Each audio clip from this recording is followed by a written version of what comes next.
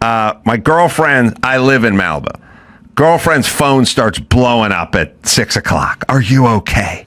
Are you okay? Women have a scare network where they just, what they do is they spread out all over the country. You get one in Austin, you get one in New York, you get one in Detroit, and then they all hear about something that's taking place in California. Yeah. Like if there was a shooting at Knott's Berry Farm, she'd get 8 texts. Were you at Knott's Berry Farm? Are you okay? Yeah. Right. That doesn't happen in New York. Right. Now you're lucky. Yeah. So they go, are you okay? And then it's a lot of, what's going on? Tsunami. Heading your way. Then I get we got to start packing our bags. Oh, no. And I go, tsunami? Because I've lived here my whole life. I've never, they talk about it, but there's never a tsunami. And she's like, yeah. Remember I was telling you to pack your bags for the fire? And you told me it was no big deal? Yeah. That was 6 months ago, and we've been living in a hotel. I go, yeah. She goes, all right, pack your bags. And I'm like, listen, I know I may have been wrong about the fire. I know I said it was going to be no big deal, and now everything in front of us is down to the ground. Yeah. And our neighbor's house is gone. I understand the optics of this, but I'm still telling you that the tsunami thing is not, they claim it, but they ain't doing it. They always say it, but it never gets here. Yes, it's an earthquake in Chesapeake Bay, but it never gets here, but they love to sound the alarm. Yeah. Phone blowing up. Are you okay? By the way, are you okay? I'm clinging to a piece of driftwood. Thank you for texting me. I got my phone. I got nothing but my phone. My phone's in a bag of rice. And this door from the Titanic. That's all I got. It's like, okay. So they just keep going. Yeah. And then they up the temperature. Are you okay? You got to flee. The tsunami's coming.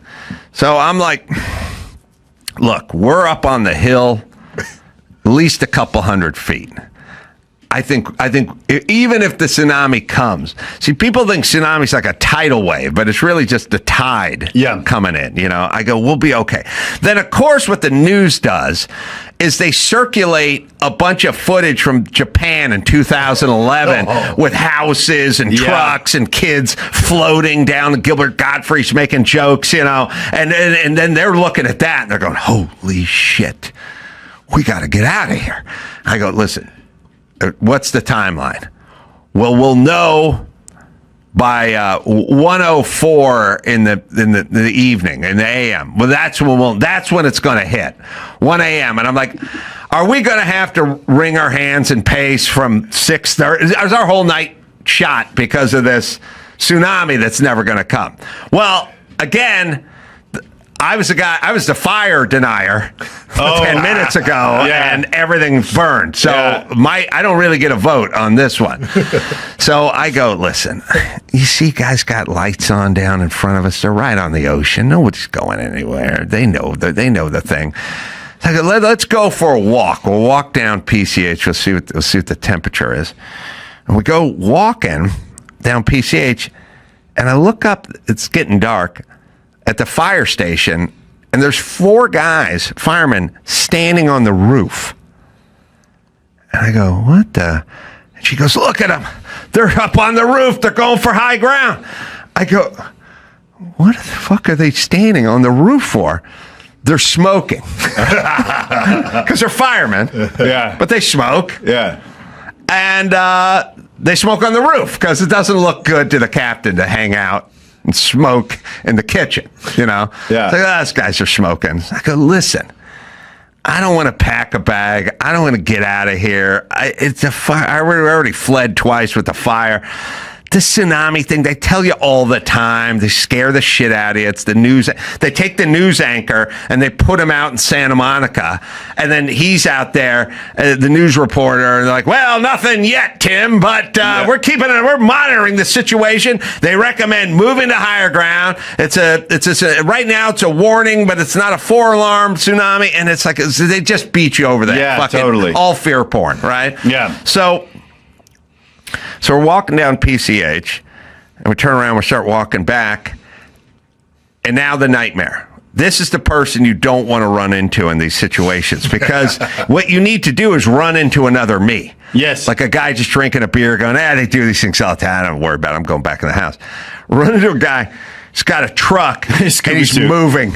He's moving. Oh my God. He's moving stuff out. He's on PCH. He's on the water. He's wearing He's floaty packing it up. armbands. And we go walking past him, and he just turns around like sweaty. He's like, yeah, I got more guys coming. My girlfriend's like, what? Oh, I'm moving out. She's looking at me. He's moving out. I go, what's the deal? Well, I lived in the Palisades. That shit's down to the ground. Didn't move fast enough. That place is gone. Then I moved into rent here. Now I'm not taking any chances. I'm getting out tonight. Tonight, he packs up the bag. He's packing a truck. And my girlfriend's looking at me. Goes, you see? Do you see? Do you see? The people are fleeing. Yeah. I go, he got his house burned in the Palisades. He suffered trauma. He's traumatized now. And by the way, he's on the ocean. His bedroom is 3 foot above the ocean. We're on the hill. We got 110 feet here to deal with. I got to get out. I go, okay, listen. Okay, it's supposed to hit Hawaii. When's it hit Hawaii? Now, this is another discussion. Hits Hawaii 10:30 Eastern. Okay, wait a minute. They're 2 hours behind us? Wait a minute. What time? Shit. Okay, that's so 7:30 here. And Hawaii's what? Never have to go under us. You just do the math. You know what I mean? Yeah. If you never go down, well, I'm at the bottom. Yeah. But now Hawaii, I'm like, what time? Okay. So anyway, it's like 7:15 is supposed to hit Hawaii. Then it gets to Oregon. It hits Oregon at 11:15. And then it gets to San Francisco at like 12:30. And then it gets to my front door at like 1:05 in the AM. Yeah. So I go, okay, listen. We got to monitor Hawaii. If it doesn't hit Hawaii, if it's no big deal in Hawaii, then of course the news is rows and rows of people trying to flee, stuck in traffic in Hawaii. Oprah hasn't opened her private road. Evidently, Oprah has a road that she owns, and she's not going to open it up to the fleers. So now they're all stuck in traffic. I don't know how much it is this internet bullshit. Did it pass? So is your house gone? It passes Hawaii with not kind of big whoop. Okay. Like not much. So I go, all right, let's turn down the heat a little bit here. And if it gets to Oregon in 2.5 hours and it's a nothing burger, then it's bedtime. Yeah. You know. And so that's what happened. It got to Oregon, it just kind of crapped out and nothing. Zero. By the way, I woke up this morning, looked out the window. I could see the shore. Zero burger. It's not like there was some wet line that was pushed up 8 feet or something. Fucking zero. They got to figure out their tsunami warnings just a little better because in general, all they do is scare the shit out of everybody and it never happens. It never lands. Even if they figured it out, I'm sure they would report it the same. Yeah. I mean, they're trying to sell Pepsi. No, I bought a couple cases. Oh, nice. Well, there you go. I'm just saying my evening was ruined by all this bullshit reporting. Yeah. And by the way, forget about my evening. I had 4 years of COVID time reporting ruin my fucking world as well. There should be a class action lawsuit. In those moments where you're like, okay, this is the guy who's a 50-50 chance he's either going to be like mellow about it or he's obviously completely traumatized. And you're just like, bad luck to meet that dude. It was like... That guy, I'm now convinced, was an actor who was paid by my girlfriend and staged. He didn't even live at that house. They just said, rent a van, put it in front, spray yourself with some sweat, act concerned, a little out of breath, and here's some empty boxes. Sounds like he nailed it, Here's some empty, just put them in the van, be talking about the fire. Make sure we bring the fire up. Because then we can settle. We can revisit me not wanting to flee for the fire. Yeah. So that's good. Start with the fire. Be a little out of breath. Explain you got some other guys showing up. Then, by the way, we'll be down the road. They don't have to show up. We're not going to wait. We're going to wait for the guys. And then explain this time you've learned your lesson. And you're never going to mess around with this again. And throw in a couple better safe than sorries or whatever. And then just take off. Yeah. The better the safe is because it's hard to argue with that. Hard to argue with that. And my only argument is I would like to watch TV and snack in the bathrobe. Like that's really, I'm not saying I don't need to be there for any other reason other than pure lethargy. Just like me going, I like it when my balls are actually making contact with the sofa and my bathrobe's a little bit open. You're not on dialysis. I got a beer. Yeah, like I don't have anything other than being super lazy. Yeah. And not wanting to leave. You know? And then I started floating a plan. Pardon the pun with the floating, but I said, look, if the shit really goes down, we're on a hill. The hill goes way up, like up the mountain. Like it'll go up to 1,000 feet. The tsunami's not. We'll just hop in the car. We'll just drive up the hill. And we'll just sit up the hill. And she goes, then we'll be trapped on the hill. I go, well, yeah. I really worked out the end of that. Let's grab some food and go up the hill and some bottled water. But yeah, we would be trapped on the hill. But nothing happened. And not only, I mean nothing. Like not a anything. And then so it's done. It's not even a thing today. It's done. We're done, but we'll be on to the next one. Oh yeah. And I don't know what could be a measles outbreak, could be a monkey flu, monkey pox. So we'll be on to something. Tell me what to be scared about today. Everything starts somewhere. Russia, China, and then comes to us. So we have time. We don't start. We don't innovate here. We don't make our own diseases, our own tsunamis. Yeah. But that's the way we like it, because once they start somewhere else and then we get put on the clock. Okay, man, what are you going to do? Because it's coming. It's coming. The tsunami has COVID and it's coming to our shores. And they're like, we got to panic and do some shit that's not really going to do anything, but it's going to scare the shit out of everyone. Well, I'm glad you got to have your snacks. I got my snacks. I remained in my bathrobe. It was awesome.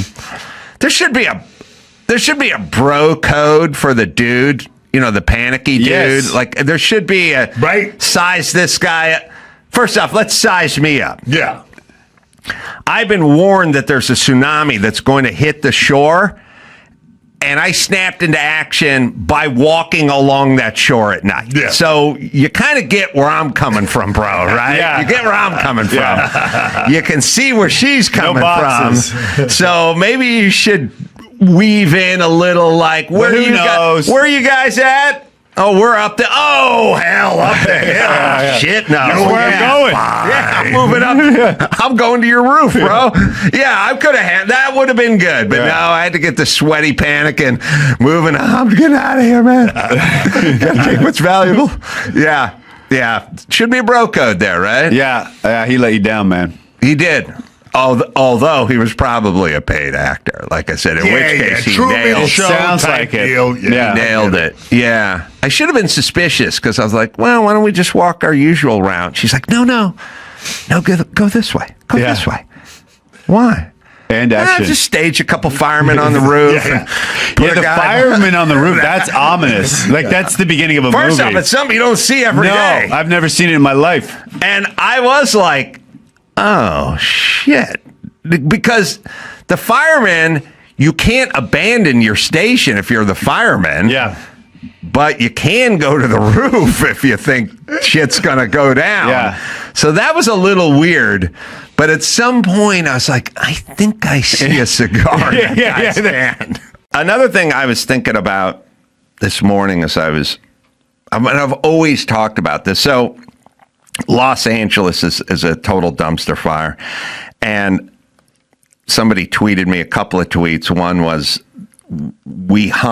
so Los Angeles is covered with graffiti. It's just garbage and graffiti and trash. Trash, graffiti everywhere. Yeah. And when I say sort of trash and garbage, I guess what I mean is like there's trash, there's litter, and then there's old sofas and shopping carts, and the saddest, which is the weird little kiddie castles and stuff. That's the la la la la la la. Yeah, like nothing. It's so sad tableau by the side of the freeway. So there's junk everywhere. And then there's graffiti everywhere, and then there's trash everywhere in California, in Los Angeles. And there's always this thing where it's like, we lead the way, in the environment. Like, the environment, there's garbage everywhere. But That's funny you say that. I literally on the way here today saw a palm tree that was tagged. A palm tree. Leave the goddamn palm tree alone. I've seen rocks. I've seen cactus tagged. Cactus tags. It's crazy. There's graffiti all over the burnt out places in Malibu. Malibu, by the time they get to Malibu, they've really franchised and spread out. But I would say to everyone all the time, in Los Angeles, they're like, they got to Malibu, like on PCH, like up the street, 100 yards from Nobu, they're tagging. And the most exclusive, real estate in the world, $100 million homes, but the burnt out stuff's been unattended and it's tagged. And I have a theory, and I'm going to test it out one day. I said, in Los Angeles, everything eventually gets tagged. Now, if you go to South Central or Sun Valley and you paint a new big wall or freeway overpass, that'll get tagged that night. Sure. That get overnight. But eventually they'll get to Malibu. But my theory is if you go outside in Los Angeles and stand still long enough, you'll get tagged. Anything that gets tagged. I think the over-under is like, depending on what neighborhood we're in, I think the over-under is less than 14 hours. If you just remain motionless, you will get tagged in Los Angeles. So there's a clip of the governor, Newsom, is trying, the Olympics are coming, we're trying to go World Cup, whatever, we're trying to gussy the place up. So it's all concrete. Los Angeles is all concrete and it's all freeway, so it's all tagged. So they hung a whole bunch of fake ivy along the side of the wall, hoping that would prevent the taggers from tagging. But you can show it to me, Andrew. Sorry. I mean, there's a before and after. But the point is the before is we pay, God knows what we pay. I'm sure we pay $7,000 a square foot for this fake ivy that someone could get at Home Depot for $2.99 a square foot. But either way, God knows what it costs a linear foot to put this stuff up. It's thousands and thousands of dollars. They put it up, and the following day, it's been tagged. Oh, that's great. It's been tagged big time. Right over the ivy. And then the next thing that happened was somebody sent me a tweet, and it's now all the motorcycle gangs. Now, they're not motorcycle gangs as you knew them, Hell's Angels and Sons of Satan and stuff. These are 14, 15, 17-year-old dudes on dirt bikes, which I assume they stole, because I don't think any of those guys went down to the Van Nuys Kawasaki dealership and plunked down $4,400 for a quad, right? Like, that's all stolen, right? And when I look at it, there's kids in this mix. I mean, there are, looks like 11-year-old, 12-year-old boys, white. This is kind of the white man's domain, although there's plenty of brothers in this group. Not this group, but who do the dirt bike thing. And they all come down through the tunnel, which is completely and utterly tagged. And then the cops turn them around. But so you can pause it. Here's my point. There are marauding gangs of mini bike guys, dirt bike guys. And again, not Harley bikers, not what you'd picture from the past. Yeah. These are young dudes riding dirt bikes and riding wheelies. And there's like swarms of them. Sure. And I've seen them go up and down Pacific Coast Highway on mini bikes. There's 80 guys and they take it over. Now, here's my point. Whether it's graffiti or whether it's taking over the streets with a dirt bike, once you hit a critical mass, there's nothing you can do. LA, and you can get rid of the clip, Andrew. LA has to just sort of people-proof everything. Like, we don't get streetlights because the people have stolen the wire. And we don't have catalytic converters because people steal the catalytic converters. And then the Dumbo City Council goes, well, this is Toyota's fault. You guys should install a cage under your thing, and then we can't put more wire in the lights of the bridge until we figure out a way to people-proof. There's too many people. We can't people-proof everything. We need to fix our society. It's basically anyone who's ever dealt with rats.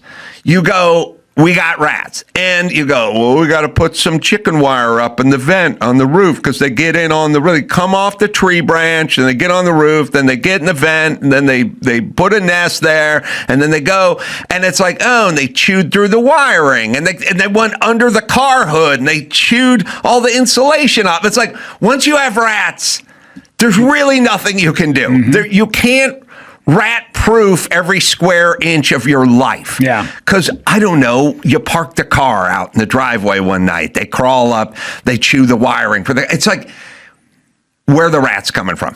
We got to get rid of the rats. There's too many...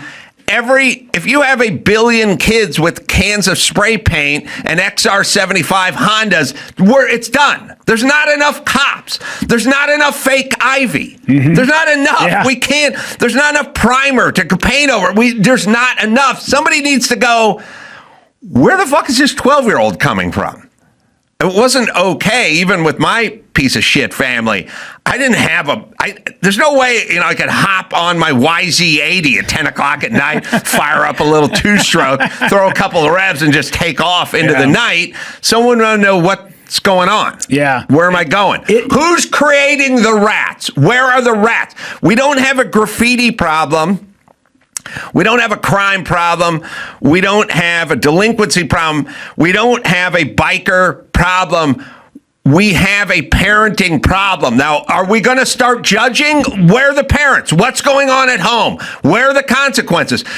We can't rat-proof the entire... We have barbed wire hanging up on the freeway signs. Barbed wire on the freeway signs. We have to put cages around the catalytic converters. We have to put cages around the street. There's not enough cages. Everything at a CVS is locked up in a cage. You can't get chapstick. You can't get batteries. The plan to sort of retroactively literally put a cage around everything is not the solution. Where are the rats coming from? Yeah, well, and can some city council member say a fucking word about it other than we need more people and more cages? Yeah, well, a lot of the rats are coming from their homes who are then rammed by actual rats themselves. Like, it's the parents that are also out there on the goddamn quads and the four-wheelers I was in New York City at the Comedy Cellar, 2 a.m, and 15 of these guys on Banshees come flying by. 2 a.m, no cops around, just let them go. First off, where do you get one in New York City, for God's sakes? So... much like any good zombie movie, once everyone is zombified, there is no authority that can stop them. We can do a ratio. We can do like 1 cop for every 19 rats. But if we have 1,000 rats, the 1 cop just has to stand back and watch. Yeah. I mean, you're from Minnesota. When they're burning the place down 5 years ago, at some point, cops literally just become spectators, and there's 13 rats jumping on the hood of a cruiser, and all they can do is watch. Yeah. So more cops is fine, and more fake ivy is fine, and more shit in cages at the Rite Aid is fine, but at a certain point, we need to address the rat issue, everybody. And that's going to lead to a conversation that's uncomfortable for politicians. Sure. But I would suggest they have it. So if you've been watching this, you've seen a lot of rubble, a lot of destruction, and a lot of demo, and I would like to get to some new building. And there's not much new building going on. There's no new building in Malibu, but in the Palisades, about 2 miles away from Malibu, they are starting some building on some newer homes. It's few and far between, but I was able to tour one and get back to my construction roots. All right, so out in the Palisades, Guy, you're the owner of this home, right? I'm the builder. I used to own it. You used to own it, now a builder. 5,000 square foot, thereabouts. Framing, moving along. Yep. You also own the lot next door. Yep. Correct? You're going to build there, building it on spec. Yep. So build it and flip it. Or build it and live there if I decide to. Right. All right. Let's see what I remember about building. You got steel up there because you got a span. Yep. You got a 6x6 here with an HD to hold down. Right. All thread. going into a pad, into the slab. You got a 6 by 10 or 12 header up there. These are web joists, engineered joists up here, not dimensional lumber. You got a Simpson sturdy wall or whatever. These are a little bit after my time, but this is basically, you said, I want a big window. Correct. The engineer said, what about shear? You said, well, I don't want to cover it with shear wall and plywood, so I'll put in this member here, and we'll use J-bolts, and we'll bolt it down to the foundation, and we'll get our shear strength. Exactly. Out of it, you got OSB shear wall over there, and this place is basically built like a bunker. Fireplace over there with galvanized gas pipe. So that's where the fireplace is going to be. You got the J-bolt set in every bay now. I mean, everything is so much hardier than it used to be back in the day. You're using 3x material, I don't know, treated 3x6 bottom plate, you know, thick walls so you can get your R35 insulation or whatever stuffed in there, get the R value. So this is a solid structure, and you guys are well on your way. But how far from completion are you? So I probably am about 5 months from being done. 5 months, you move in 5 months. 5 months. If they want to, they can move in, correct. Are you having trouble finding trades? Are they busy or are they looking for work? No, I think the entire country's landed in Palisades. So you have companies that are coming from up north, south, even Arizona, and they come in, they drop their cards. There's a lot of trades. What are these guys making? Like, what's a carpenter making these days? So what used to be probably 250 a day, now they're making like 350 a day. 350 a day. Right. Wow. Yeah. And by the way, this is Opie, who's, if you want to know why there's a guy standing here. You guys are partners? We built together, we work together. Yeah. So what is the math on a spec house on like this lot? Like a house like this, how much per square foot does it cost to build a custom house like this? I know you're going to say, well, it depends on finishes, but nice enough for the Palisades, kind of middle of the road. So I think right now I'm at 500 to 750. 750 being the higher end range, meaning you're putting all the bells and whistles, a smart home. Right. So you do it 750 a square foot. 750 a foot, yes. All right. So you buy a lot like this lot next door for $1,300,000. $1,300,000. You're building 3,000 square foot. 3,500 feet times 700, about $2 million. $2 million for the house, 1.3 for the lot. Dust settles, you're in for 3.5. Correct. And you can get Probably about 5. We're looking at 5. All right, so that's a good business for you. But you got to be you. I mean, you got to have your connections. You got to know what you're doing. So it's about 5,000 square foot. You want to walk us around it? Sure. So you walk in the front door, you're in the living room, dining room area. Right, and you've got, is that a 12-foot? 11 feet. So they used to have 10 feet. They wanted taller. I gave them 11 feet. The city allowed it as part of the 10% addition to the house. Right, right. And you have all this steel, and then on the steel, you bolt the paralam, and then you can hang the joist off the paralam. Exactly. Right. And the steel is obviously because the span is too much for. Right. You got 30 feet from there to there, and you got a double, 2 stories, so a lot of load. Right. And a roof deck. So it's and a roof deck. So more load. Living room here. living room, dining room. You have 2 bedrooms. One they're going to use as a gym, so bedroom number 1. Right. On the other side you come in, there's a bedroom number 2. You've got your 2-car garage. Talk about the permitting process. So there's the West LA opened up a specialty office for the Palisades. And from the time we submitted these plans to the time I had my permit, it was 4 weeks, which is awesome. So that was fast. Yes. But on PCH and in Malibu, It's a disaster. They're not. PCH is a problem. this is coastal exempt. If you're building in the coastal commission area, they haven't figured that out yet. So they're being held back. Everybody on the water is being held back. Right. So if you weren't coastal exempt, this would be a no-go. Couldn't do it. It would take too long, and they haven't figured it out. So it would be a problem. All right. Well, let's trek around here. How big's the lot? The lot is 6250. Oh, so it's not a very big lot. Not a big lot. So you're able to get 5,000 on 6250. Because in the day they would allow, it was the math was different. Now the zoning code is different. Right. And they only allow 40% lot size. What are they doing in terms of fire prevention? So good question. Same build, fire sprinklers, we had them back then, we have them now.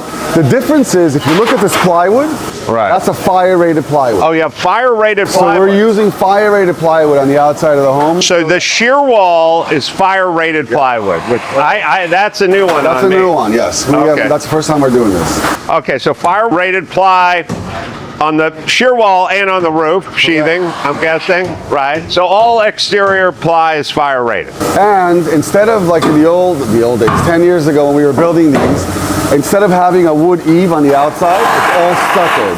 So we are basically fireproofing the entire shell of the house. There will not be Shell of the house. Right. There won't be a single fire or thing that could burn. Right. Even though it was always a high fire rated zone and all our products on the outside were, Right. we are not leaving that for debate. It's all going to be stuccoed. Yeah. I do love this sort of stuff.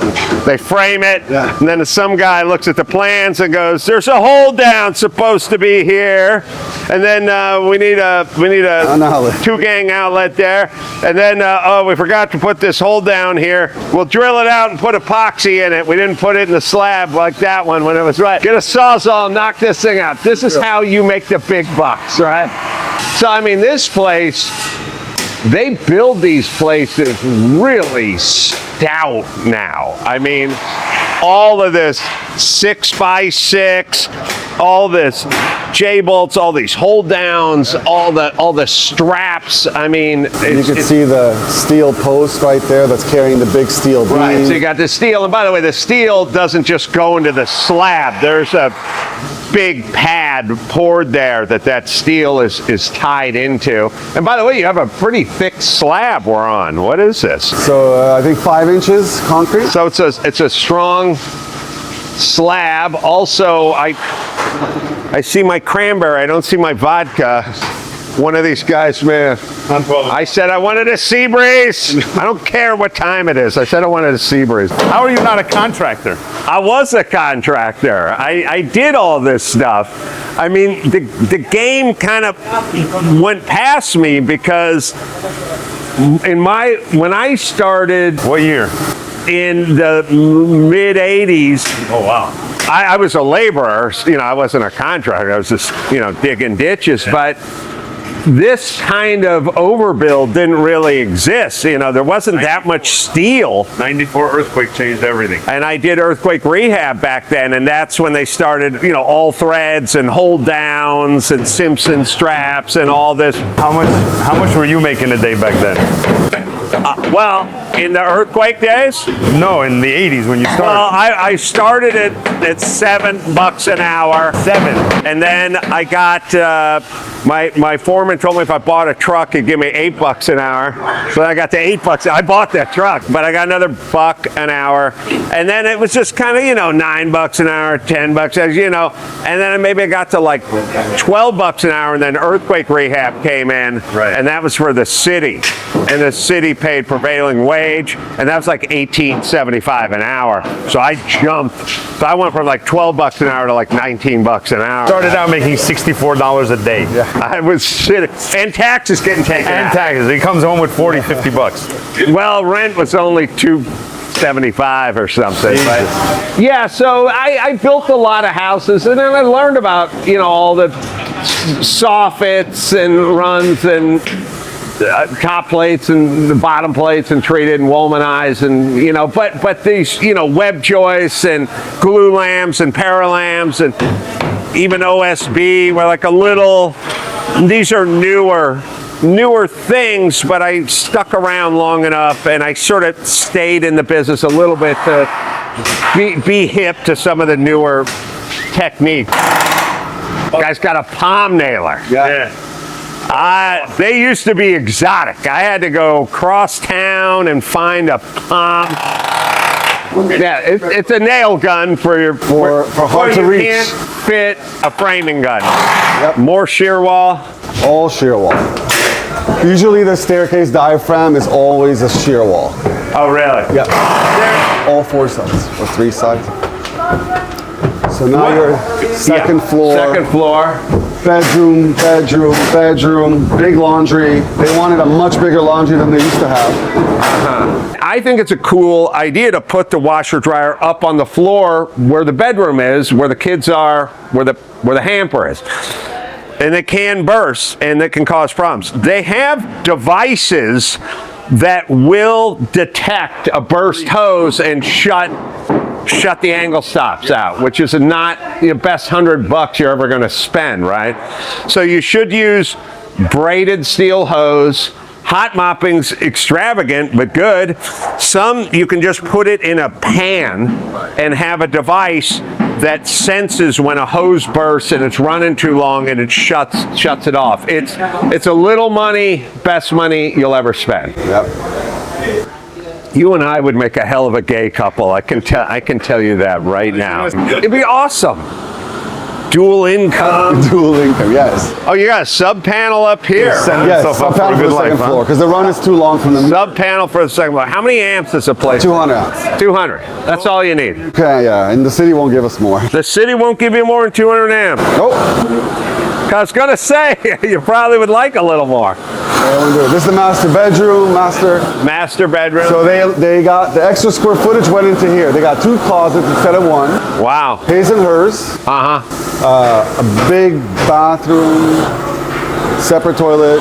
So you got these doubled up 4x12 glue lamb beams running the length, running into another doubled up 6 by 12 glue lamb. I was probably 5 or something, but like this is big. This is so hardy. And you know, this is probably built 150 times stronger than the last house that was built here. Our house is here in the 50s or 60s or something like that. I mean, they just build the crap out of these things now. Hey. Okay, so you sheathed the roof with the OSB subfloor tongue and groove.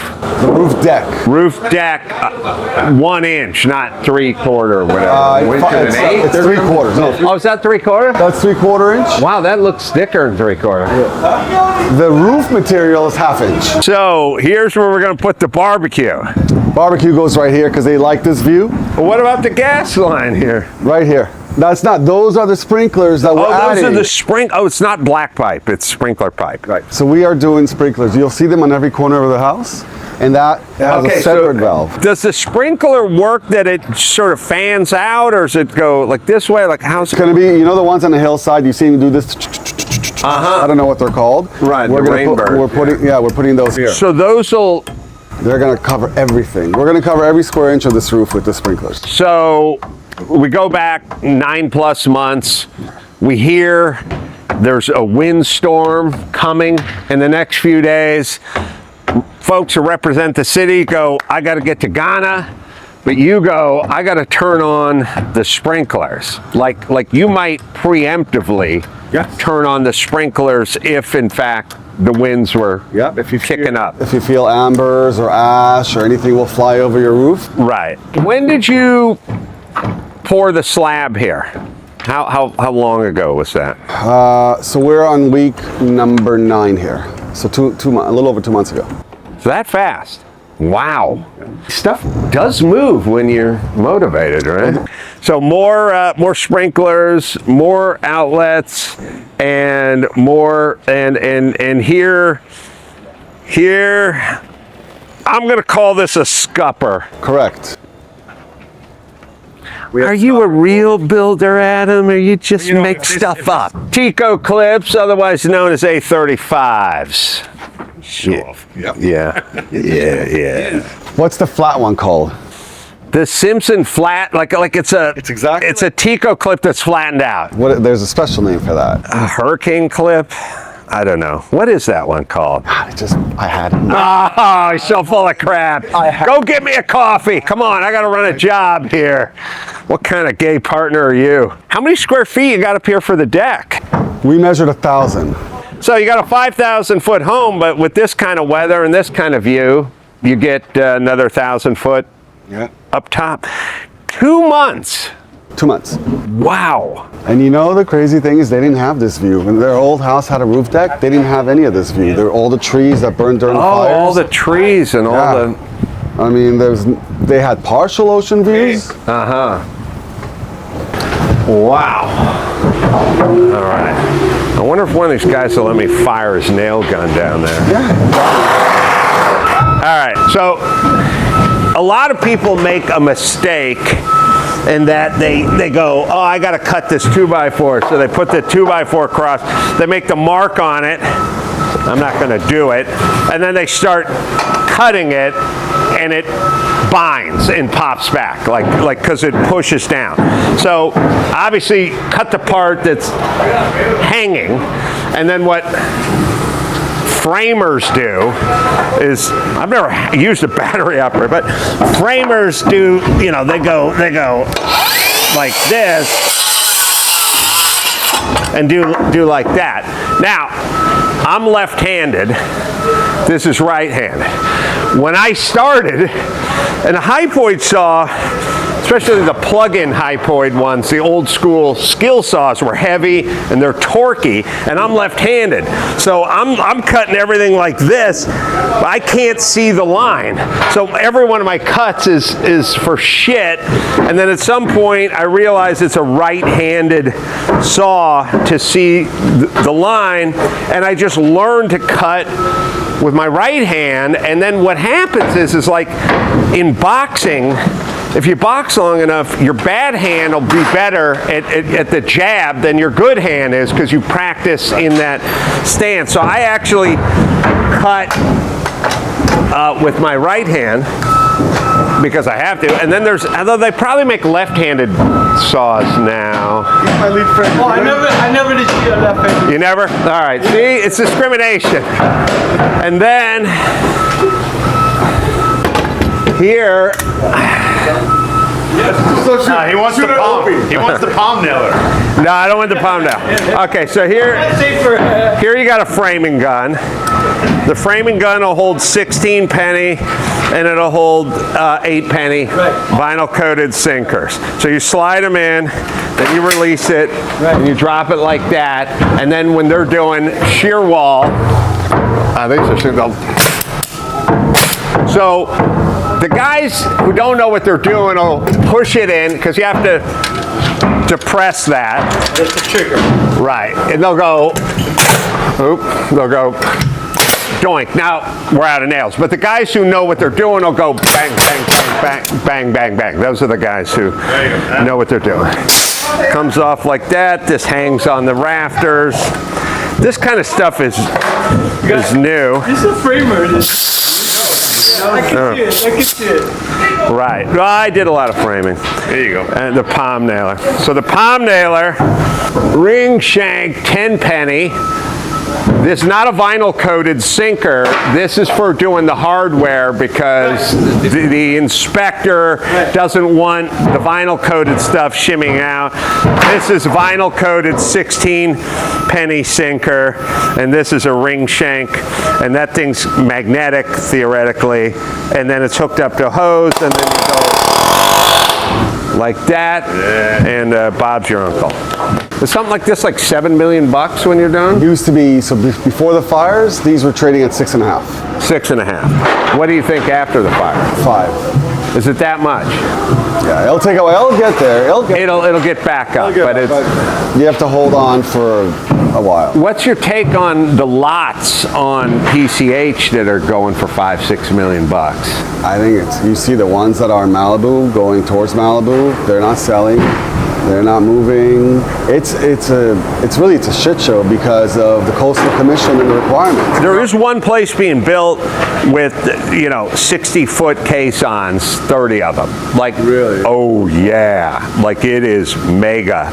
And what did you have to do here in terms of foundation? First thing the soils engineer want us to do is go down 4 feet, clear out all the mess, all the concrete that they buried, all the trash that they left behind, and all the soil that got turned bad. Clean all that stuff up, compact the bottom, and then we had to bring in fresh soil and recompact.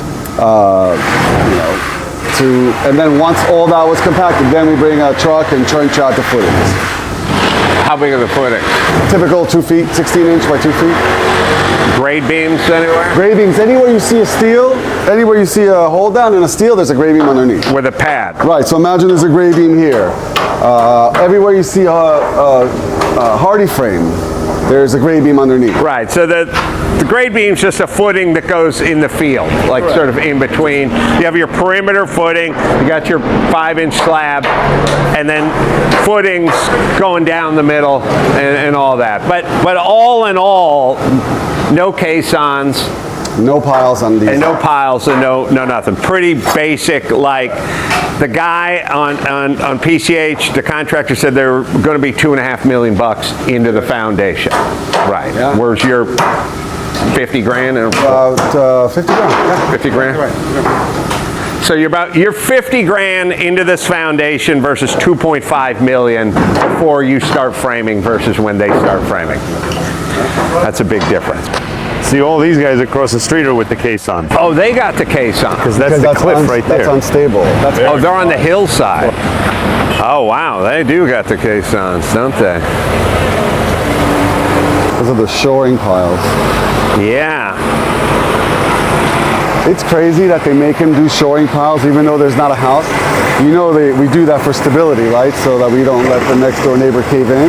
Right. But there is no next door neighbor. There's no house there. No, man, those I-beams are, wow. So this ain't gonna be cheap. No. So you're 50 grand in to get started. They're Gonna be $500,000 on this one. yeah, easy. Yeah, wow. Just 35 feet away. Yep. Crazy. So some of that looks like the fire-coated stuff, and then some of it looks untreated. It's all fire. It's all fire. It's just different manufacturers do different. Some of them want to show you that they're fire, so they put their little red. Uh-huh. It's all fire. Everything on the outside is fire rated. Oh, okay. And then, like I said, in the old days, we would leave the eave. We would probably do like a nice color or something on it. Yeah. Today, the owners elected to stucco the whole thing, so there's cement going everywhere. It's all wrapped in stucco. wrapped, yeah. So they're not really saying we need to build the homes out of different materials, steel, concrete, that kind of stuff. We'll stick frame it, we'll do it the way our forefathers did, but the outside of the house is going to have an envelope. Correct.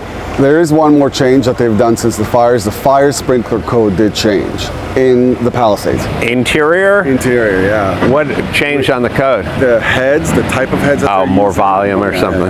Yeah. But you went above and beyond and put the sprinklers on the roof as well. So you're feeling pretty good in terms of whenever the next fire comes about, because there's not going to be any wood exposed on the exterior, and there's not going to be any combustible material because the roof deck's going to be cement. Right. Stucco's going to die into that. Everything else is going to be flat roof, steel, stucco. And then hopefully we'll actually have water in the, the hydrants. Oh, water in the hydrants. Right? Yeah. That's the key. Nah. Water in the hydrants is overrated. You want to have water in the hydrants. It'd be nice.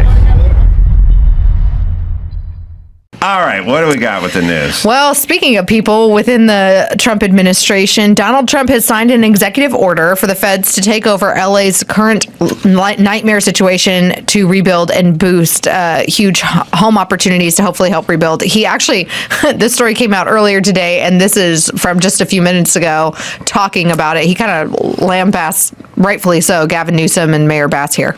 It happened, but we got it all done in 20 days, the whole place. And yet now, still, more than a year later, they don't have permits. Almost nobody is building. So I haven't told this to Lee Zeldin yet, but I'm going to put you in charge of getting permits. I think we're going to override the local authorities because they're never going to have it. And when I was told that there's a provision where you can override the local authority to get things done, because it's really, to me, it's a national emergency. What they've done to these people is horrible. It's just horrible. And they'll still vote Democrat. Can you believe it? After all, they get used to it. Although I must say we converted many. We'll probably convert a lot more. But I just want them to get into their houses. And I don't want a big section of the area built into low-income housing. They want to put low-income housing right smack in the middle of it. And that's not the American dream, you know? You didn't do that. And low-income housing is great. I built a lot of low-income housing, but you don't put it there. This is one of the richest neighborhoods in the world, and we're going to let those people, and I recommend it strongly that everybody gets the approval, immediate approval to build a house, and you give them a 10% bonus so they can build a house 10% larger than they had before if they want, for all the suffering they've been caused. All right, you can pause it for a second. So LA, here's basically LA and California sort of in a nutshell. If you want to know, like, what is your relationship with the government like? Okay, the relationship is they will completely screw the pooch in terms of fire prevention. They will not manage the forest. They will have an empty aqueduct and will have dry fire hydrants and will cut back on staffing for the fire department. And we will mismanage the whole thing to the point where huge swaths of the city get burned to the ground. Okay, that's the first part. Yep. In terms of politics in LA and who we're dealing with. Second part is then when it comes to rebuilding, we'll not expedite anything. We'll be overly stringent about every permit, and there's going to be tons of red tape, and you'll not be able to rebuild. Now, to me, I don't know what gets worse than that, because it needs to be one or the other.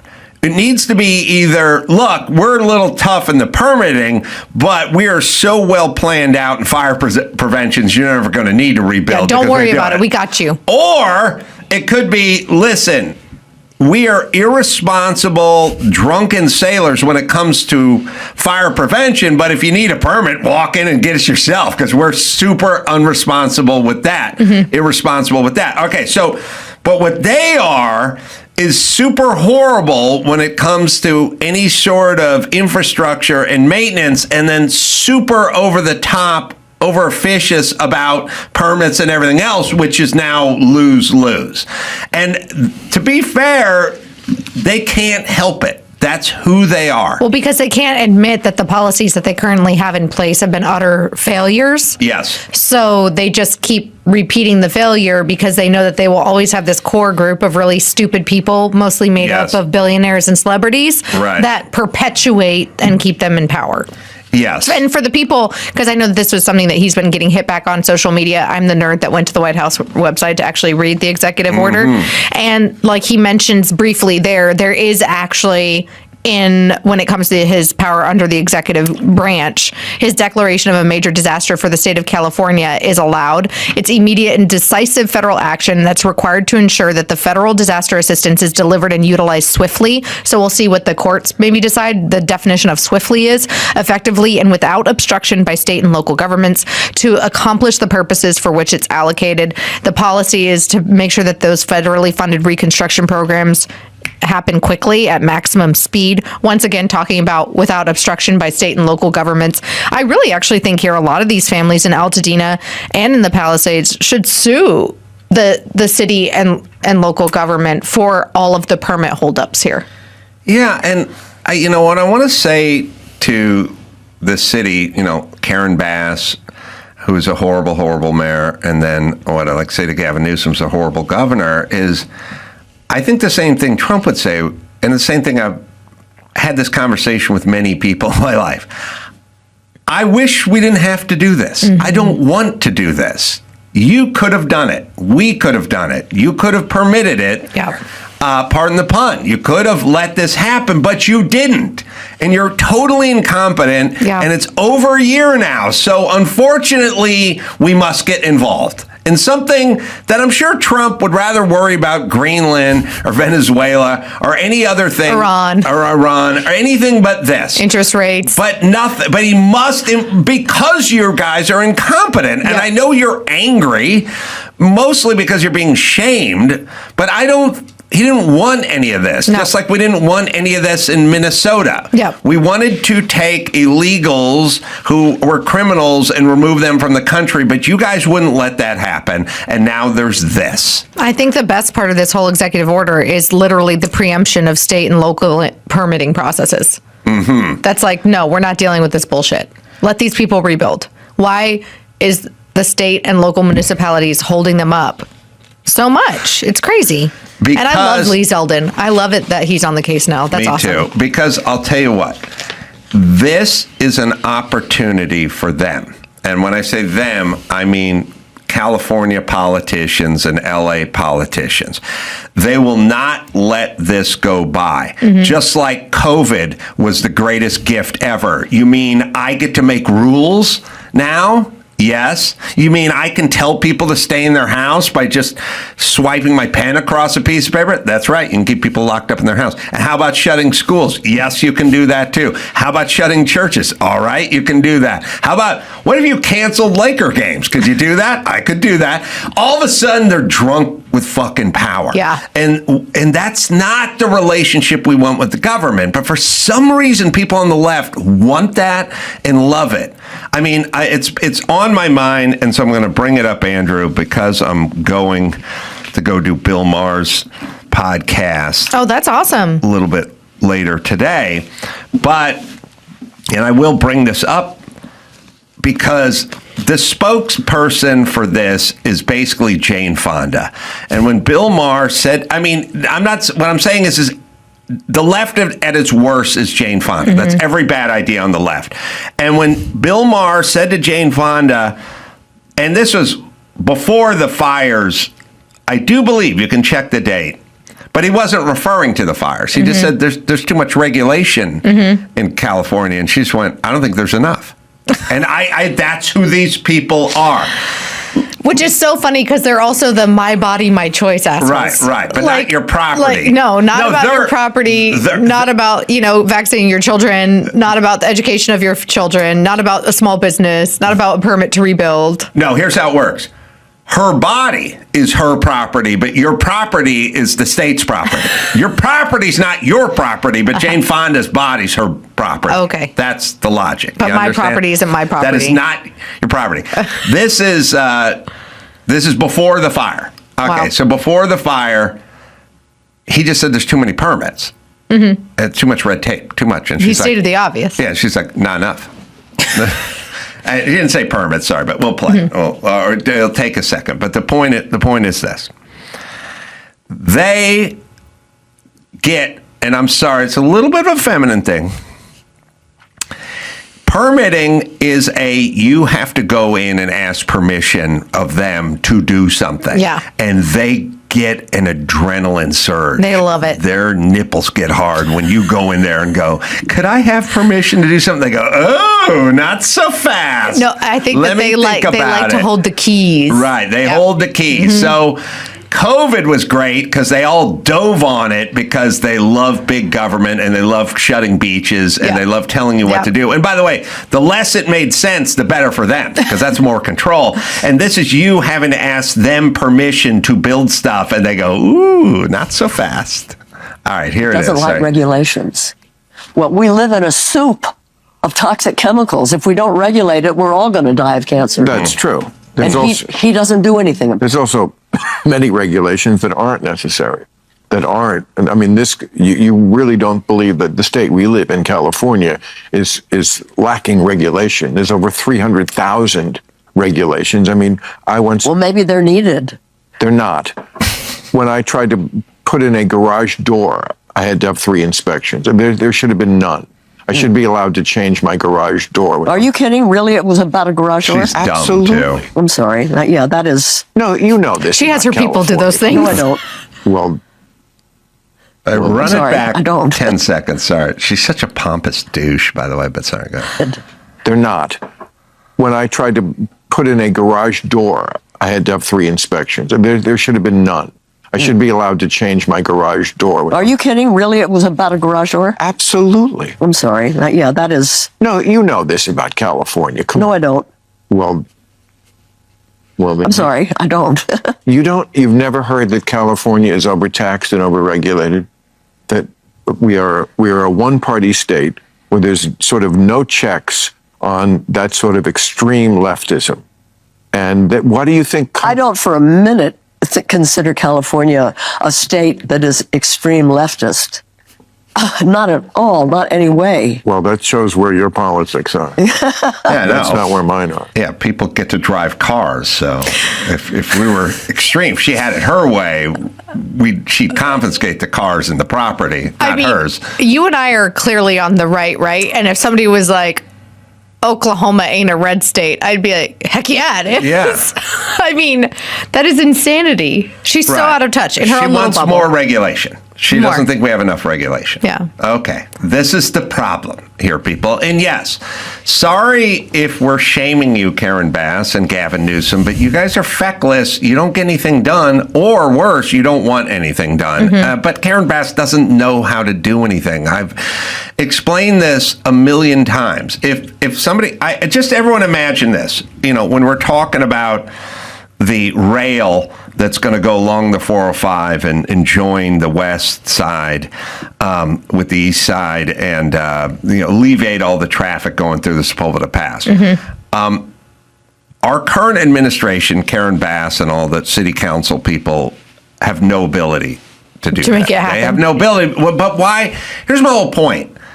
Why should they? They don't do that. You know what I mean? Now, if you said... It's true, they've never built something specifically in the private sector. Who's going to do this? And I'd go, I got Rick Caruso, Elon Musk, and Trump. They're going to do it. I'd go, oh, good. Yeah. It'll get done. They've all built things before. They've all built things before. So they not only don't necessarily want it, they have no idea how to go about it. Karen Bass never built a thing. She's going back and forth to Cuba and Ghana. She doesn't do anything. So she doesn't, and also she doesn't have an interest in it for some reason. And what I'm saying is I like building, so I have an interest in building. But if you like baking and I have no interest in baking, then no, I'm not going to think about how to facilitate, expedite. I'm not interested. Well, because once again, this circles back to they don't have to because they can continue to get away with it. Yes.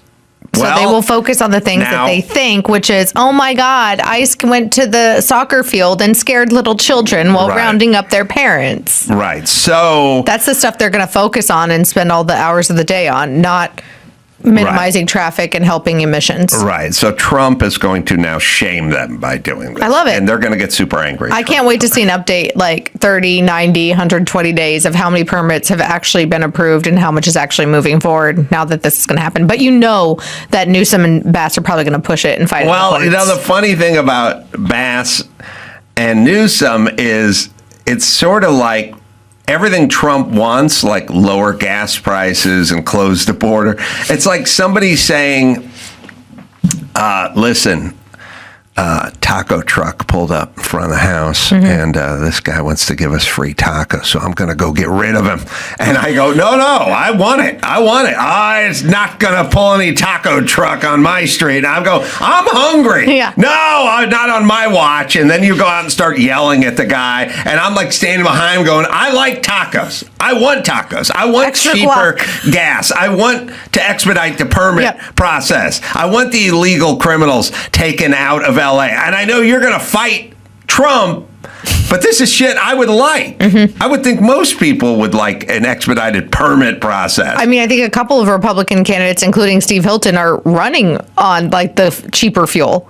Because turns out most people in California, not just Los Angeles, but in California have to commute more than 30 miles one way to their job. And so when you're a day worker or you're a small business owner, I mean, of course, costs like fuel are something that cut into your bottom line all the time. You picture, I'll give you an example.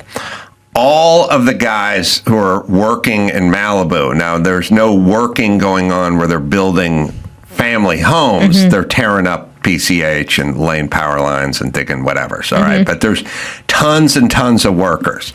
They are mostly all Hispanic. I guarantee not a one of them lives in Malibu. Yeah. No, not even close. Even right? the white workers in Malibu do not live in Malibu. No. There's something, Pepperdine did a study. There's a business department. It was like Public Policy Center and Business Development Department did a study post the fires of how negatively it affected the Malibu economy. And of the I'm like rounding numbers here, but like of the 3,000 people that actually have jobs in Malibu, something like 2,600 of them commute from the Valley or South LA. Yeah, if you go to a nice restaurant in Malibu and the Mexican busboys clean the table off, it's not like you're like, I live next to David Geffen's place down on Moonlight Drive. Me and Barbara Streisand are neighbors. No, they're driving back to Pacoima. So every single dude who's working on PCH in Malibu, not one of them, and I'm not making an exaggeration, I'm saying zero, live in Malibu. Most drive trucks, and certainly the equipment and the trucks, and they're hauling stuff, and they have trailers and everything like that. They're getting 12 miles a gallon. At best. At best. And they all live on the other side of the hill. Could be Sun Valley, could be Pacoima, could be Van Nuys, Sherman Oaks, whatever. They're going over the hill. Most all the Mexicans who are doing all the work live in that area. So they got a long haul in and a long haul back, and gas is $5 a gallon, and they're getting 9 miles a gallon, and it's tough. And it's affecting them. It does not affect me. I make a ton of money, and it's just not a big deal. It's not. You're not looking at your fuel budget every month, like I think not just Californians, but the average American is. If you wanted to help the average lower income or middle class Los Angelino or Californian, you would lower the price of gas. Absolutely. At 1,000%.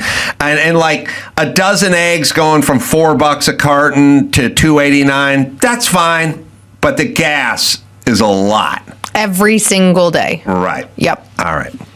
Okay, so this is kind of crazy and scary, and Ilhan Omar, as much as I dislike her, did not deserve to be attacked at this event and needs a new security team. But did you see this video? I did. We have some video here of chaos erupting at a Minnesota town hall where Representative Ilhan Omar was speaking. A man rushed up to the podium and squirted her with, at the time when this TMZ report came out, was an unknown substance.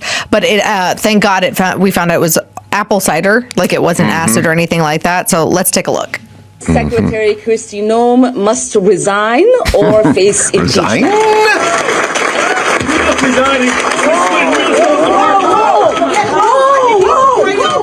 Whoa. I don't know. By the way, I'm most fascinated in the women who always stand around going, "Oh my God! Oh my God!" The reaction. What is happening? And then they start narrating. Hey, a guy stood up and he made stuff and he sprayed. Yes, bitch. Yes, we were all here. We saw it with our own eyes. What's going on? It's like, okay. I love it when women are like, "Did you see that? Did you see? What's happening? Did you see that?" So, that is a very large security guy. She needs to have security, like on where that guy is with the blue sweater vest on. She should have had security there. The moment that guy stands up, that security guy should have tackled him. He was too far away. Ilhan chases the guy. Good for her. I would have done the same thing. She's feisty, that one. If somebody attacks me, my reaction is to respond in kind. That's probably stupid. That's why I need a gun, because that guy could. When somebody, take me. a big dude, starts spraying stuff on me, I would go the other direction. I would think. Well, he was kind of running away. It was like a. Her instinct was to move toward him. Yeah. Though, so she's aggressive. Like, bring it. Also, that gal, she has some other stuff happening. Apparently, her husband's wine company, according to reports, like there is no winery. Their social media hasn't been engaged since like 2023, but somehow their financial holdings have like quadrupled over the last year, from like 5 million to roughly 30 million. Yes. So anyway, but then liberals are like, oh, under the Biden DOJ, they investigated her when it came to Somali fraud, and then they stopped the investigation because they didn't find anything. And I'm like, maybe they didn't find anything because Tim Walz and liberal prosecutors within Minnesota were like, nothing to see here. Yeah, they're protecting their own for Of sure. course. Apple cider vinegar. Was apple cider vinegar? Apple cider vinegar. It wasn't my thought, Yeah. but others have floated it. And here's the problem. Conspiracy theories. Well, let me explain something. It's sort of like cheating. If a guy gets busted for cheating and then you go to therapy and it's good, it's always on the table. And then he comes home and you're like, geez, your bowling night went a little bit late. Yeah, well, we played some extra frames. Geez, 12:30 at night, huh? You guys usually wrap up about 9. Yeah, we went extra. And then you go, I called you a couple times. You didn't pick up the phone. Well, I had it on airplane mode. And you go, okay. Now, it's because he cheated. Now, it's always kind of in question, right? And with all these sort of race-based hoaxes of the last decade. Now we see that. Well, there was a time when if I saw something like this and somebody brought it up and said, like, you think this could be staged? I'd go, no. Well, especially because not. Now I go, everything's on the table. You think he's cheating? There's probably bowling, but he did do it before. Especially because most of the time these attacks, this happened to my old colleague Michael Knowles at the Daily Wire. He was at a campus event and somebody threw a liquid on him, which thank God turned out to be nothing. I think it was dish soap and something else. But these attacks occur more from the left on the right. Versus, when's the last time that a leftist politician was assaulted or yelled at in this way? Right. It never happened. Most stable-minded conservatives or libertarians are not like, I'm going to go to that Ilhan Omar thing. So I get it. I get the seeds of doubt that are there that can be watered by all of the other conspiracies and all of the other lies that we've been told by those in authority that would make people jump to this was staged. But yeah, don't know. Just saying. Also, she wanted to carry on, which I kind of like, but if you had unknown substance sprayed on you... I bet you she could smell it was apple cider vinegar. It has a very strong smell. I guess, but in a weird way, you would probably say... I would stop to be like, am I okay? You would go, look, I think I'm okay. Let me go to the bathroom and wash up and kind of talk to my people and see if we can get our heads wrapped around this, and we'll just adjourn for 5 minutes. Let's see what was in the bottle. Let's do a little swab test like TSA agents do whenever I carry breast milk on the plane. Yeah. You can tell if it's dangerous I wouldn't or not. see. I'm a weirdo, and that I would probably not want to go to the doctor or have it myself checked or anything. I just go, I think I'm okay. It feels good or whatever. But I would definitely go, I don't know if this is goat piss or I don't know what this is. So I'm go wash your hands or something. I'm going to go wash up, and then if I feel good, we'll just come back and pick this up. Yeah. All right. I get that. You get it. All right, let's see how we're doing on time here, Andrews. All right, we're kind of running up against it. Oh, no. I know, it flies by with you, man. When we're having fun. Me and Ruffalo at the Hague, man.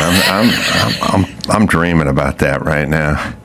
Both sitting there with our earpiece in because they got a translator. And then at a certain point, Mark says to me, this is all English because Stephen Miller's English as a turn. I know, but I like the look of the ear thing with the translator. Would you bring over Andrew and Dawson and the whole crew to document it too?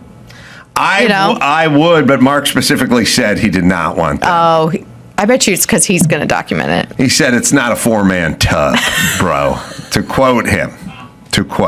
Does he like the Epsom salts or the bubbles in the bath? I didn't get into that. Yeah. Just pack both. I'm going to bring both because I may need to take what they call sitz bath after he's done with me. Oh, God.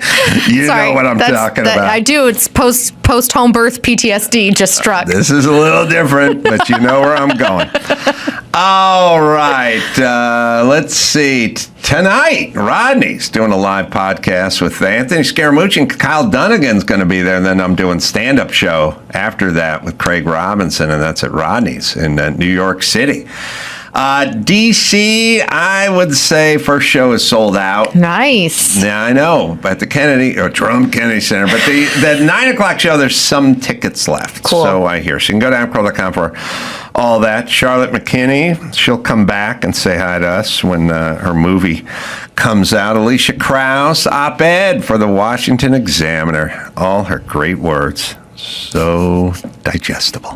So, until next time, Adam Carolla for Charlotte McKinney and Alicia Krause saying mahalo. Yeah, I was talking to Bert Kreischer a few months ago, and he was talking about a TV show they were offering. He's like, or I can just do a podcast. Mm-hmm. Why would I go spend 3 months doing a TV show if I can just do a week of podcasting? Yeah, that makes no sense. Yeah, the economics are shaken out in a weird way now too. Well, yeah, I agree, and there's something to doing a TV show, but it's gonna be different than what it was. You know, there's not going to be a bunch of non-writing producers hanging around the trough, you know, getting paid, you know, like, I mean, when they did the 5th season of the Man Show, our manager, Howard, he got paid for the 5th season. Me and Jimmy, who created the show, didn't get paid. By the way, I tell people all the time, they think everything's the format. No. It's not the format, it's the host. Yeah. Well, you weren't just the host, you were creating the content. Well, yeah. We created the show. Yeah. It was us. Yeah. You know what I mean? The 5th season of the Man Show, they had everything. They had the Juggy Dancers. They had the band. They had everything. It was all turnkey, and they couldn't pull it off. And the reason they couldn't pull it off is because the producers, now they had to produce. Yeah. Whereas we wouldn't let them in the building.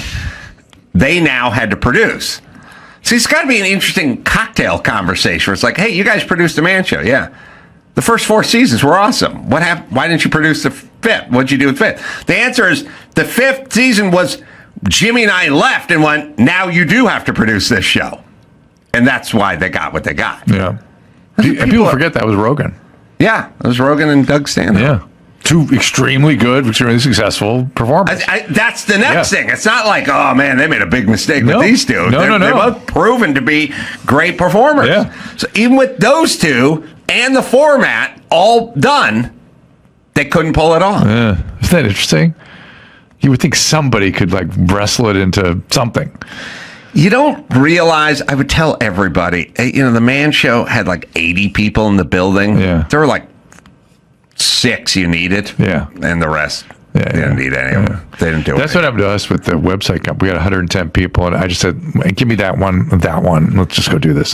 Yeah, I mean, I don't sound like a douche, but it was me and Jimmy and Daniel just sitting in the office. Everyone else was just following orders, everything. But you would think... everything. Like, we wrote the theme song in the office, you know, like everything, you know? You would think, though, somebody would... Because were the producers that were doing Doug and Joe, were they the same people that worked around you guys?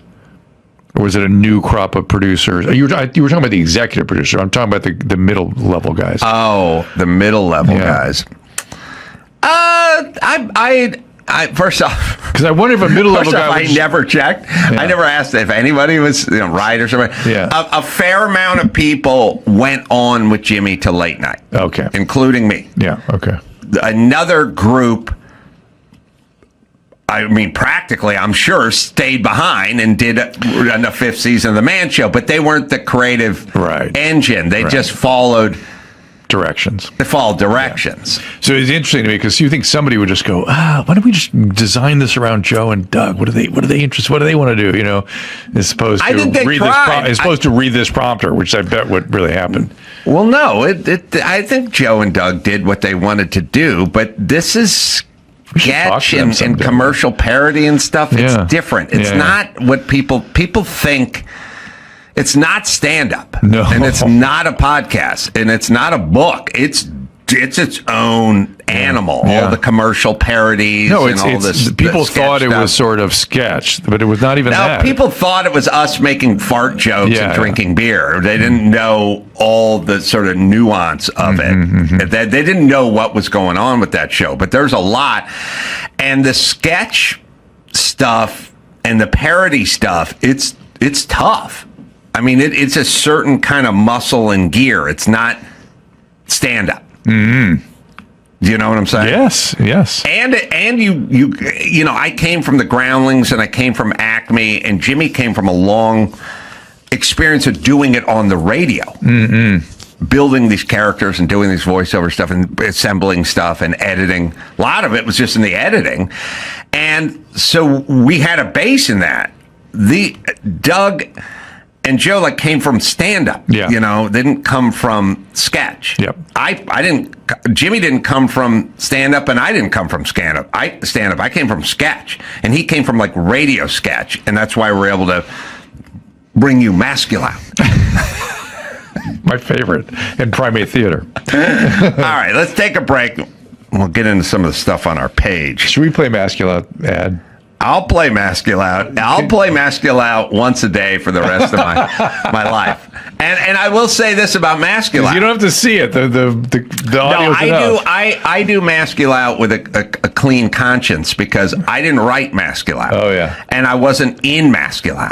You know, so I feel a little self-conscious about, here's another bit I did. Here's another bit I did. But I didn't have anything to do with Masculine. Now, I also love Rest Assured, but I love Rest Assured. I did write that, and I did star in it, but I like it because it's like conceptually perfect. Yeah. You know, that there should be, like anytime you make a parody or a joke and someone goes, yeah, but there should be a service that does that, then you've hit. That's where you've landed, right? Yeah. All right. You've exposed something real. We'll take a break. We'll be back with the Masculine right after this. Oh, here's Masculine, everybody. So Billy! Not my favorite sweater. I love my men. But when it comes to laundry, there's one thing I can do without. Protein stains. Those frustrating protein stains. Those embarrassing protein. I love the sock on her back. You need new Masculite. Masculite? Protein delivered at high velocity can adhere to fibers, but Masculite crystals penetrate deep into fabric to remove even the toughest protein stains. Sounds great. But can it clean this protein stained sweater? Just look. We stained 2 identical sweaters with protein. Threw them in a hamper for 3 weeks. Then treated one with Masculite, the other with the leading brand. The Masculite sweater is clean, but the other one... Dogs are licking it. I got protein on my jeans. You hit the shower, mister. I'll grab the Masculite. Masculite protein stain remover. Did you ever meet the actress? Every load.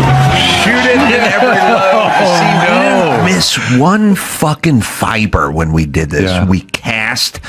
We fucking had big casting sessions to find the mom. Yeah. We didn't have that. That wasn't like the receptionist. That was a perfect actress mom. Yep. We would fucking cast the kid. We'd have the graphics department and the fucking props department. You know, hey, this is what the Masculite container looks like. It's got to have a balls, but it can't be hairy balls, but it's got to be phallic, but it's got to have a red cap like a head and stuff. It was fucking painstaking. Yeah. Then we left. They can't do that. No. They can't think of fucking dogs licking it, going, socks stuck to her back. We cast a fucking friend who was embarrassed for her. You know, and we built the sets, everything. It was everything. We'd have meetings, and we'd have the prop department, the set, the casting, and it'd be a fucking 97-second commercial that took months. I remember I did a thing for you guys, Assholes Anonymous. Oh, you did a few things for us. Well, that one though was my favorite line. Just listen to what some of these assholes have to say. I remember you doing Splitting the Atom. Oh yeah, that was a whole skit we did. That was a whole thing where I had a I cloned myself. But I'm saying, first things first. Yeah. These people aren't good enough to come up with Masculite. They're just not. That's not a. Who was that? That's not a basic thought. What team member was that? I can't tell you who wrote it. I can tell you who didn't write it. Because we had 5 shitty writers that never did anything. They just sat there. Somebody's got to contact that woman again, too, and see what her thoughts are about that. It'd be so funny. We had me dating my mom and fucking my mom and stuff. Yes. We had out there shit. about me fucking betting my mom.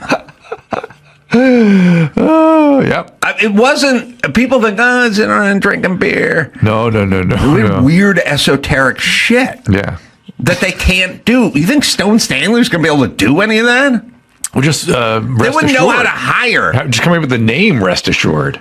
Yeah, I never liked the name. But I like the bit. But the point is we're going to do hire that guy, go find that guy. Joe Rogan, Doug Stanhope, we're going to do that. They do stand-up. Yeah. They do other things. Yeah. They're not going to do this. Yes.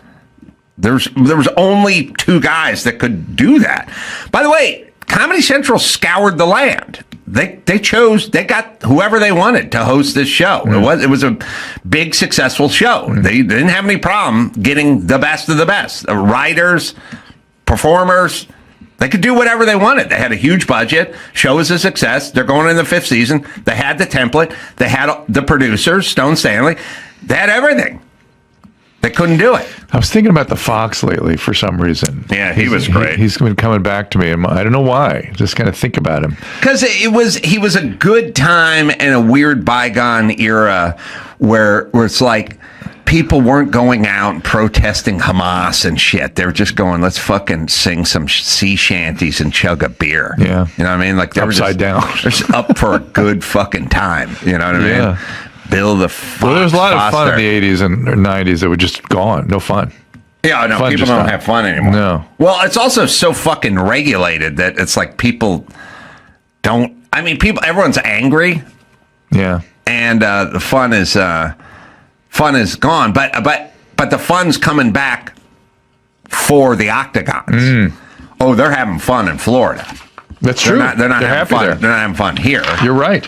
Here, we're just worried about the people and the indigenous people in our community and our unhoused neighbors and the Latina and Latinx brothers and sisters who come here to clean our toilets and pick our grapes. Some people are rejoicing and some are really upset that the president has now said that the U.S. message in Iran is ahead of schedule and vows to easily prevail over the regime. Here's a real quick clip of that.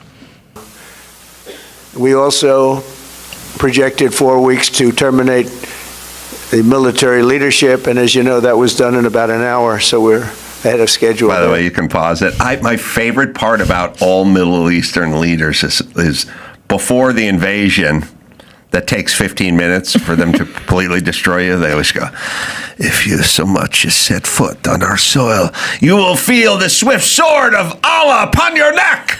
And then like 10 minutes later, you're blown up. Like 3 different levels of the regime, apparently. Yeah, like there are not enough guys to gather for a meeting. And then the ones that are left don't want to gather in person for obvious reasons. Allah's sword never finds its way to our neck, is basically what I'm saying. But there's always the threat of Allah's sword.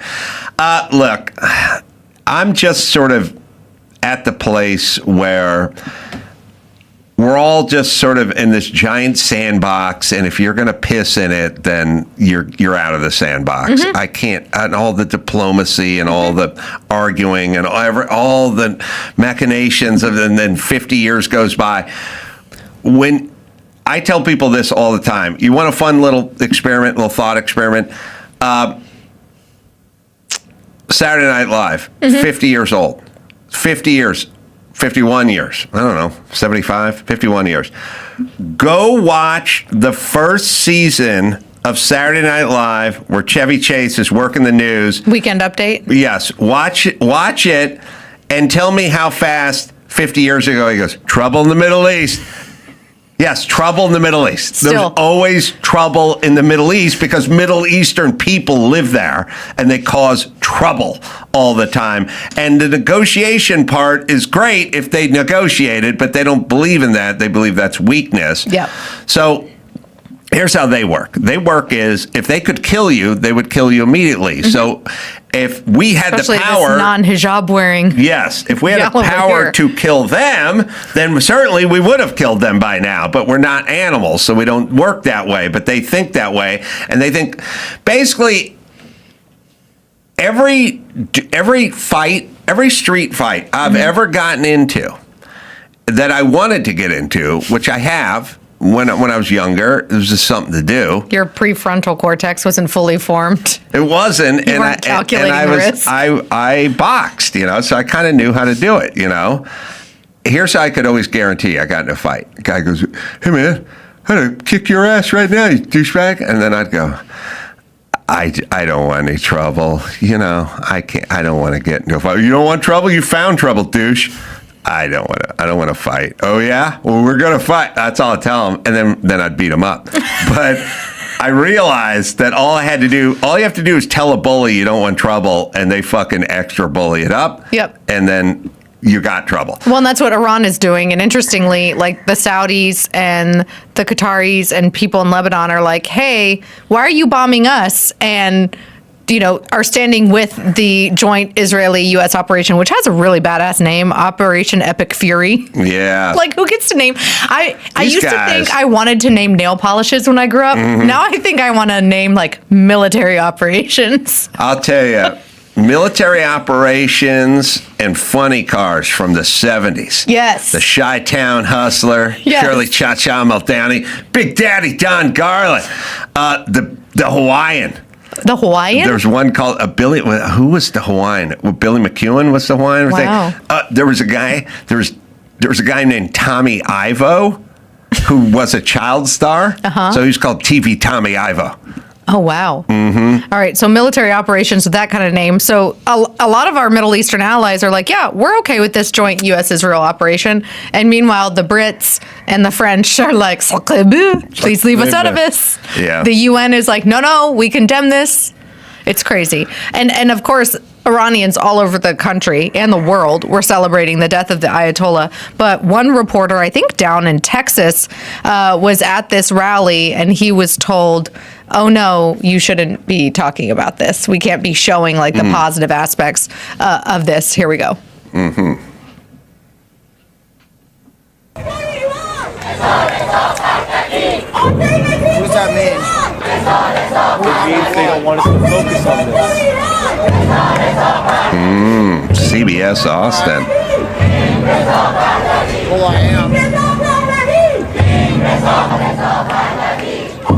So, meaning that Mixed opinions across Austin about the joint attack between the United States and Israel against Iran that happened early this morning. Some people, like this group behind me, are thanking Trump and the United States government for following through with this attack against Iran, while other people across the city say there needs to be more peace in the Middle East. The strike is drawing a variety of... Yeah. What's that mean? Like, why wouldn't I talk about this? You're always live, guys. This is a weird, everything's a narrative. Right? Everything's a narrative. Operation Overlord from D-Day was a great name. Oh, yeah. Mm-hmm. I don't know. Epic Fury. Yeah, there was, I remember Scud missiles. I don't know why I like Scud. Must have been an acronym. Yes, here's the thing. I don't like the wars. I don't trust the wars per se, and I get everybody's a detractor for saying that. On the other hand, these are homicidal, genocidal pieces of shit, and they need to die. And unfortunately, it'd be nice for some diplomacy. It'd be nice if they would agree.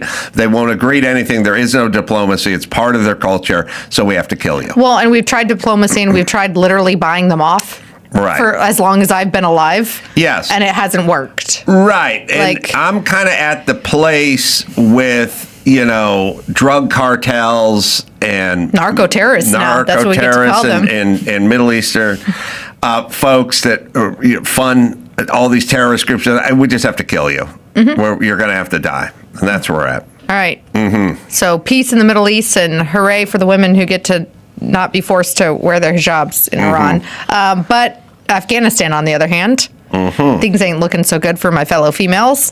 The Taliban has announced that they will now allow men to beat their wives as long as they don't break bones or leave open wounds. No, wait a minute. I'm against that. But I'll tell you, they get a couple things right. Like the Taliban does?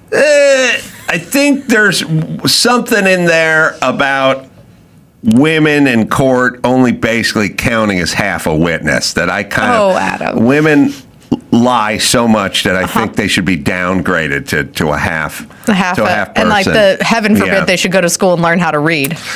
I know a lot of chicks who read, and you would not want their testimony in court. They got a completely different version of what the hell happened in life. Are you also against them like being able to vote and stuff? Or I formerly wasn't, but then I got stuck with Gavin Newsom, and I suspect that's mostly the ladies. So I'm starting to rethink that one. Yeah. I'm starting to it's wonder. where the Taliban and the alt-right like join on an issue. They're like, no women voting.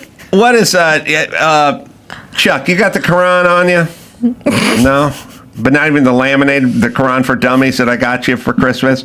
It got lost. I'm sorry. I got you the little laminate one that people can use to figure out, like, on one side it has tipping percentages. He definitely and then didn't on the other burn hand, it. it's a Quran on the other side. I know, and I kept it with me, and it just All right, it got let's not lost. live in the past. But what does it say about women not being listened to in court? I think that's...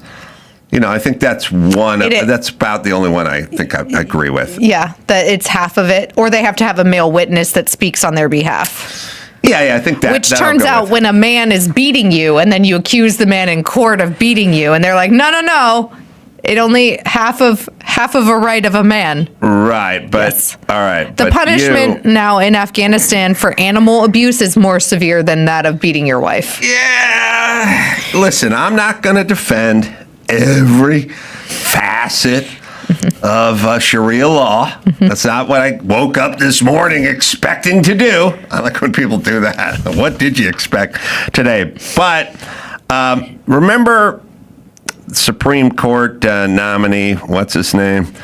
And they just brought woman after woman up. Kavanaugh. Yes. And she's like, I think I may have been raped, but I can't remember. But I don't know what house I was at. And then every single fucking yenta went, we have to believe her. We need to all believe her. Maybe if we dialed their vote back a little bit in the court.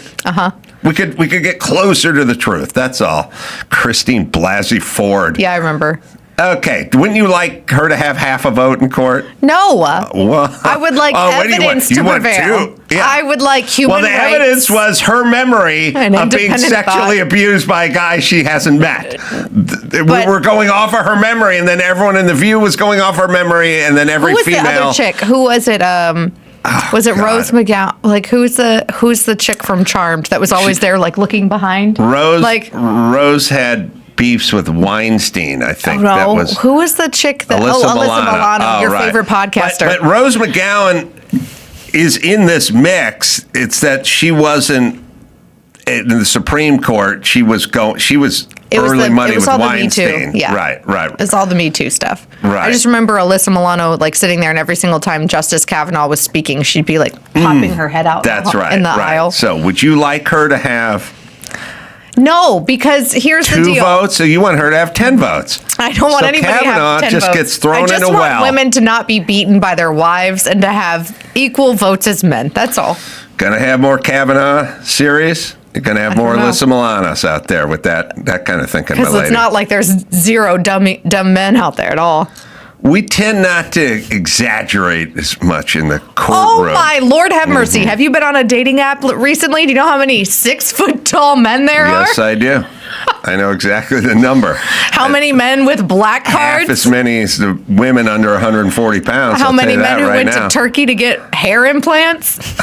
They say they went to Turkey? No, they won't say they went to Turkey. I'm just saying it's Turkey. obvious based on the photos that they totally went to Turkey for All hair right, implants. well, let's just agree to disagree and that I'm right. Okay. All right, go ahead. What's next? Up next, we have Scott Pike, who is a whistleblower and an LAFD veteran who has been talking about the fire, the Lackman fire, specifically still smoldering, and how he tried to get firefighters to do more to mop it up and was completely blown off. It's pretty long, but gets down to the details. First 30 seconds. Yeah, I also like that they interviewed him in front of that screen that you took your junior high class picture with at the mall. JCPenney's. We had one background for 71 years in this country. It was a weird, patchy, blue-gray thing that everyone's junior high picture, everyone's ID, school ID would say. We had one, and then it completely went away. But now it's back. All right. And our orders were that we were going to have what we call like a hose pickup party, or we were going to be tasked with going to pick up hose at the fire that occurred the night before. I didn't even know it was named Lockman Fire at that point. I'm putting two and two together now, but that's what it was. But at the time it was just like, hey, the fellas had a brush fire last night, we're going to pick up hose. It was near the end of the line, and we were down in the burn, and it was about that time that I was just looking around, and I saw light smoke on the ground. I saw branches that were smoking still, and I could smell smoke. And there were, I would say, several smokers. In that immediate area, I'd say there was like a handful, like 5, but that's a lot to me. It's just an indicator that stuff's still hot. So was there a containment line near where you first saw these smokers? Nothing obvious. To me, it didn't look like there was a very good handline cut. Not a clean differentiation between burn and green. And there was a lot of unburnt fuel in the burn. All right, so we screwed the pooch as usual, and then everyone gets angry. The side that formerly loved whistleblowers when they were working for defense contractors now all of a sudden hate whistleblowers when Karen Bass may be in trouble. Whistleblowers bad when they have to do with getting Democrats or teachers unions in trouble. Right. Whistleblowers good if it goes after anybody else. Yes. Car companies. Yes. Gun companies. Tobacco companies. There's obvious incompetence. It's the reason. Well, first things first. The reason there's incompetence is because so much burned. Like, it's a weird thing to have such a horrific result and then argue you're competent and you did nothing wrong. Because if that's true, then that's my answer when people go, I did the best I could. Well, if you did the best you could and it was a shit show, then what do we need you for? Yeah. You know what I mean? Like, it's always crazy when Newsom is always highlighting how great a job he's doing with the homeless situation or the fires or fire. But it's like everything's burnt to the ground, and the only thing that didn't burn is the homeless because they were on the street and they don't own structures, and even some of their plywood structures burned. So you're doing a horrible job because I am looking around and seeing what the outcome of your supervision is. Let's see. Karen Bass, 46% for a second term. So says Polymarket, the betting market. Oh, interesting. But do we have any like LA Times data or California Post like new polling for the mayoral race yet? I don't know. It's her. Nithya Raman is a close second, which Lord. is so insane. For those that don't remember who that is, that's like the Mamdani like chick that's running out here. Yes, she's angry at Toyota. You know what I think is total BS here in the state is how you have to get enough signatures to run for office. It just seems very antithetical to the Constitution to me. Like, I know Spencer Pratt was over in Studio City the other day trying to gather signatures, and like that you typically it ends up like, you know, when you leave Ralph's and people are like, will you sign this thing? Yes. They're paid to do that. So it's like pay for play, which seems bogus to me.